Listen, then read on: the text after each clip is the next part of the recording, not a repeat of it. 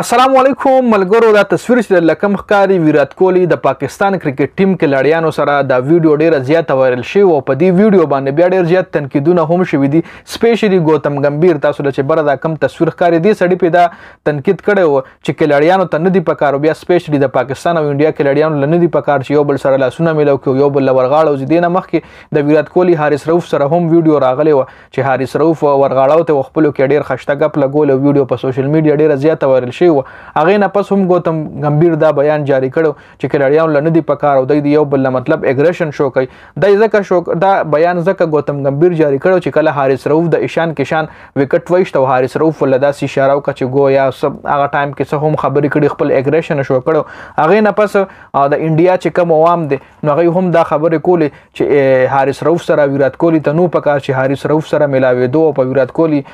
حارث رؤف مسلمان. اوس دې ویډیو کې چې کوم دا تصویر چې لښکاري دی کې دا ټول کلړیان ځکه خان دي دی کې دا ټاپک داسې روان و چې بابر اعظم او شاداب ویرات کوهلی سره ولاړو نو هغوی ولوي چې سلمان علي هغه دا زموږ د ټیم نوی کلاړي دی، آلراونډر دی، ښه بیټسمین هم دی، ورسره پارټ ټایم بالر هم دی، بیټسمین آلراونډر دی. جی خو د مخکې تاله یو میسج کړی څه ټایم چې وایي ته آوټ اف فارم ویرات کوهلی ته دا بابر اعظم وي چې د تاله میسج کړی خو تا ریپلای نه ورکړی. د بیا ډېره ګیله کوله چې ما ویرات کوهلی له میسج کړی او ما له جواب رانه کو. نو ویرات کوهلی ولوي چې اواز کوله نو بیا هغوی سلمان آغا له اواز کړی هم دی، سلمان آغا ورسره میلاو شوی هم د ویرات کوهلی ول ویلي دي چې ماله در ودې 50,000 نه زیات میسج راځي زما په اکاونټ باندې او ماله څه پته وه چې تا ماله میسج کړی او زه به اوس د ستا میسج خامخا راوباسم او تاله به زه ریپلای کوم چې تا ماله کله هم میسج کړی زه به د ستا ټولې زه به اوس خپل میسج ټولې سرچ کوم پکې به ستا اکاونټ راوباسم او تاله به زه خامخا ریپلای کوم. نو په دې خبره باندې دغه کلړیانو ډېر زیات خاندل لکه سلمان علي هغه ویرات کوهلی له ګیله کړې وه. هغه ټایم کې سلمان علي هغه چې کوم هغه ویرات کوهلی نه پیژندو، اوس هم دومره زیات پهچان نشته په پاکستان کې شته، خو په انډیا کې به ډېر زیات پهچان به اله د جوړېږي چې د انډیا خلاف یا د بل ټیم د سټرانګ ټیم خلاف ښه پرفارمنس وکړي نو اله به د پهچان جوړېږي. نو ویرات کوهلی ولوي ماله خو ډېرې زیاتې میسج راځي او ماله څه پته چې تا ماله میسج کړی او زه به اوس د ستا میسج راوباسم او تاله به جواب در کوم. نو په دې خبره دغه ټایم کې دا بحث روان و چې ټول کلړیان ځکه خاندل چې دغه ټایم کې دا یو فني غوندې ټاپک روان و. نو په دې باندې د انډیا چې کوم عوام دی په ډېر زیات رد عمل شو کړی دی چې ویرات کوهلی ولې د پاکستان کې لړیانو سره میلاویږي او ولې داسې خان دی او ولې ورغاړوځي او ولې ورسره ګپ شپ لګوي. دې نه مخکې چې کوم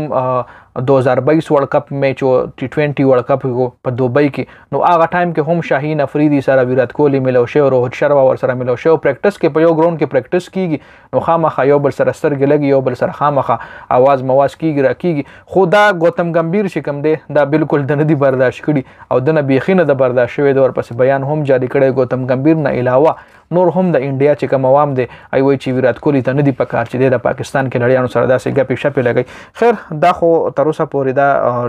اپډیټس ماله میلاو شوي، ما تاسو سره شریک کړم. تاسو څه وایئ؟ آیا دا خو سپورټسمین سپیرټ دی له ویلی شي چې په ګراونډ به ته خامخا خپل اګریشن شو کوې، که ته بالر یې ته به ایز ا بالر خپل اګریشن شو کوې، که بیټسمین یې ته به ګیم ریل اخلي. مطلب دا نه چې او بیا چې کله ګیم ختم شي ګیم نه پس بیا خامخا یو بل سره میلاوېدل، یو بل سره ناسته پاسته کول. د پاکستان او افغانستان میچ تاسو ګورئ څومره ګرمي او میچ نه پس همدغه کلړیان یو بل سره ناسته کوي، راشد شو، ګورباز شو، شاهین، نسیم د یو بل سره ښه ګپې شپې لګوي. نو ګراونډ کې چې کله دی ګراونډ له کوشي نو په ګراونډ کې به خامخا دی اګریشن شو کوي، په ګراونډ کې دی یو بل له ورغاړوتی نه شي، په ګراونډ کې به خامخا اګریشن شو کوي. ګراونډ نه پس چې کله بیا کوشي نو بیا از ا ګډ فرینډز دي. دې نه مخکې چې کوم د پاکستان کرکټ ټیم شاهد افریدي د ټایم، انضمام دی د ټایم، محمد یوسف یونس خان دی د ټایم،